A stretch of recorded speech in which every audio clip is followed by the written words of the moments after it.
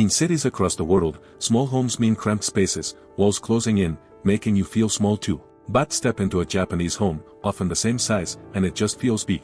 You stand inside, and the walls seem to disappear, the ceiling lifts, and calm fills the air. It's two opposite worlds existing at once, built on the exact same footprint. This defies logic.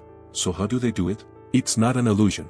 It's just a completely different way of thinking about space, something Japanese designers have perfected over centuries. See, while Japan is a big country, its cities are incredibly dense. People live packed together, so they had to get really clever about making a small footprint feel open and comfortable. And they do it without building those skinny, cage-like apartments you see elsewhere.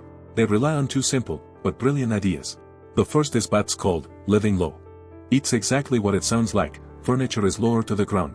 Seating closer to the floor instantly makes the ceiling feel miles away, tricking your brain into thinking the room is way taller than it actually is. The other idea is using changing floor levels. Instead of putting up walls to divide a space, they'll just raise or lower the floor by a few inches. A single step down can signal Jubei entered the kitchen. A small platform can create a living room. It separates areas without closing anything off. These two techniques are the secret.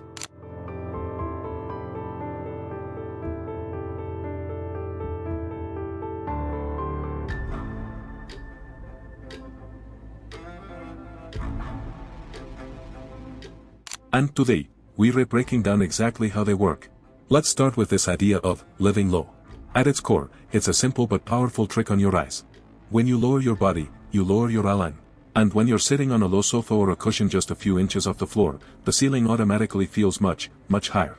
Go ahead and try it sometime. Sit on the floor in your living room. The distance between you and the ceiling has just grown by a few feet. It's a physical change that tricks your brain into seeing the entire space in a new way. Your focus shifts. Instead of constantly being aware of the ceiling, the top boundary of the room, your eyes are encouraged to scan from side to side. You start taking in the horizontal space, the width of the room. This simple change in perspective makes a small room feel expansive. We don't know the exact science behind why this works so well, but designers know that it does. It all comes down to a feeling, a kind of balance between how wide a room feels versus how tall it feels. If the walls feel like they're closing in, you feel cramped. But if the horizontal view is wide and open, you feel like you have room to breathe. Now, contrast this with the way most of us furnish our homes.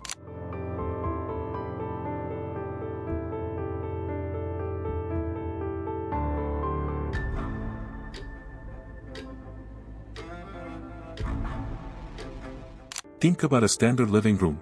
Jubei got a big, puffy sofa with high arms and a tall back. You have end tables, a coffee table, and chairs, all on legs that lift everything a foot or two off the ground. I love that furniture creates a kind of visual clutter right around your waist. It chops the room in half. Everything below that line gets filled with legs, shadows, and blocked off spaces. It stops light from traveling freely and breaks up your line of sight. Your eye can't sweep across the floor because there is always something in the way. Japanese low living does the exact opposite. By keeping furniture close to the ground, you get to see more of the floor and more of the walls. It's like clearing out all that noise from the lower third of the room. Sunlight can stream in and hit the floor, bouncing around the space instead of being stopped by a bulky sofa. Your view is uninterrupted. You can see from one corner of the room to the other without anything getting in the way. It creates a feeling of connection to the entire space, not just your little corner of it. Take, for example, a tiny 27 by 15 foot apartment that was completely redesigned using this principle. The designers put in low-slung seating and used partitions that only came up to about shoulder height when seated. Suddenly, light could pass through the entire home. Views that were once blocked were now wide open. The home didn't get any bigger, but it felt incredibly spacious and airy. It's not about having less stuff, it's about having stuff that doesn't fight the room for attention. It's about lowering your horizon to expand your world. But this idea of an open floor plan goes even deeper. It's not just about keeping furniture off the ground. It's about changing the ground itself. This is where we get into one of the most clever tricks in Japanese design, building worlds, not walls. Instead of putting up a wall to divide a room, architects will simply change the floor level. A step up of just a few inches can signal that you're moving from a hallway into a living area. A small step down might lead you to a cozy, sunken nook for reading. You don't need a sign that says living room starts here. Your body feels it. Often, they'll pair this change in height with a change in material.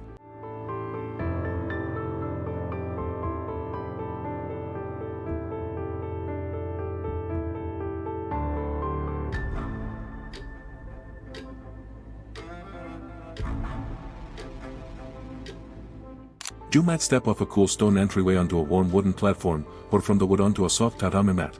Each surface tells you something about the space you're in and what you're supposed to do there. Each separates the room into different zones without a single wall blocking your view. Take one small apartment in Tokyo. In a single open area, the designers created 4 different floor levels. There is a stone floor at the entrance where you take off your shoes.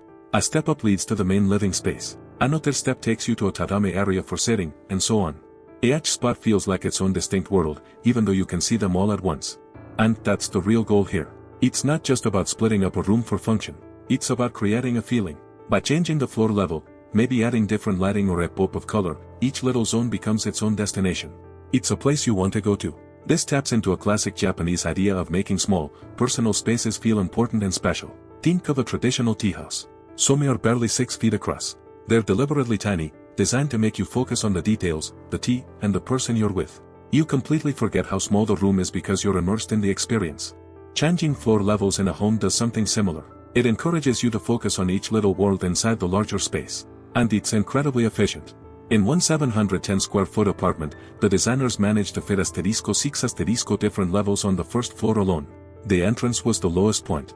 Then you step up to the living area, up again to a tatami nook, and all the way up to a 6th level for the bathroom. This isn't just for looks. All those raised platforms create a huge amount of storage space underneath.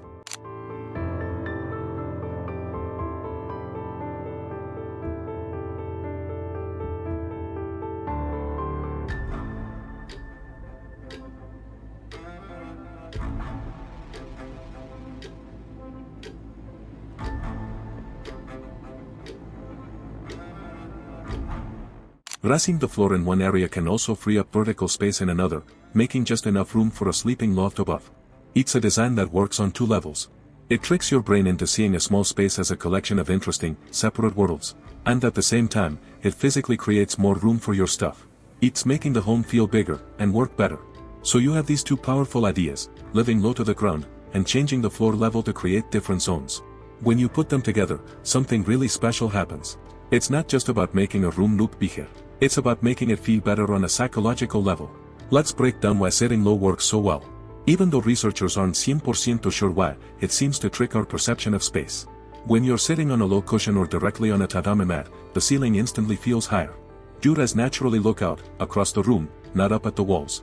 This simple shift in perspective makes the horizontal lines of the room feel more important than the vertical ones. Suddenly, the room feels wider, more open, and less like a box. And there's a social aspect to it, though. Think about it. Most people feel more relaxed and less formal when they're sitting on the floor with friends, stretched out or cross-legged. It breaks down barriers and just feels more comfortable. A tiny step up, maybe just a few inches, acts as a subtle signal. It tells your brain, you're entering a new space now. It might be a space for relaxing, or a space for talking,